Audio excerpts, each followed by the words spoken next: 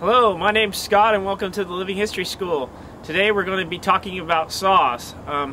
We went inside the tool shed here and I have a variety of saws that I'd like to show you, and then we're going to take them over to the sawhorse over there and we're going to do a little sawing.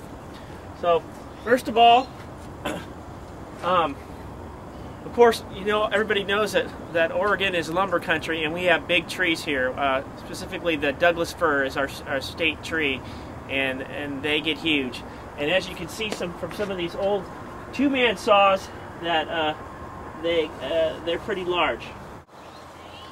So this is a two-man saw. Basically, they would go up to a tree and they would one man would mount a board into the springboard into the side of the tree to stand on, and another one would mount one on the other side, and they would get up on these springboards and they would begin to saw. And usually they carried a bottle of kerosene, and they would put this on the saw blade to prevent it from sticking, because of course Douglas fir sap is very sticky. And so they would be working the saw back and forth.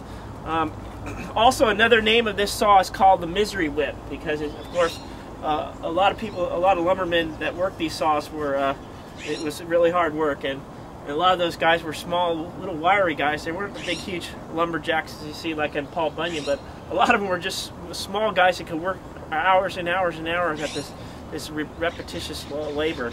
And so this is what you call a two-man saw. Now, I have a couple other saws I'd like to show you today. This is a one-man saw, and I'm going to take this over to the sawhorse and we're going to demonstrate how to use it. And then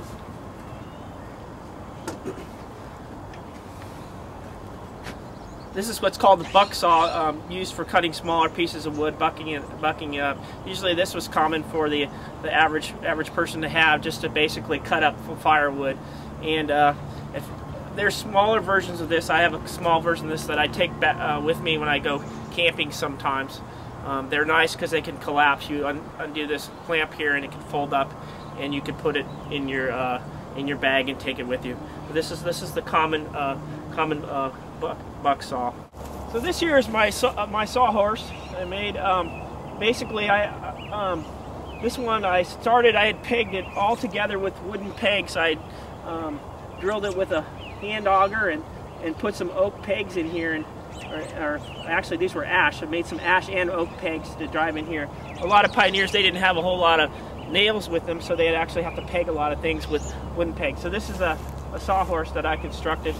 And this is the one-man saw that I showed you earlier, and we're just going to do a little sawing here.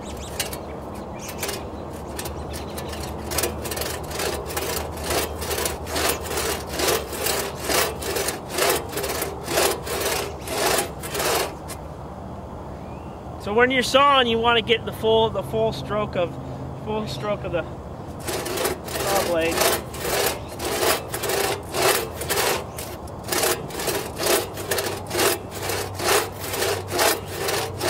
And generally, if I have a lot of sawing to do, I have somebody sit up here. Sometimes I have the youngins, the kids, sit up here on top of the sawhorse, and we saw.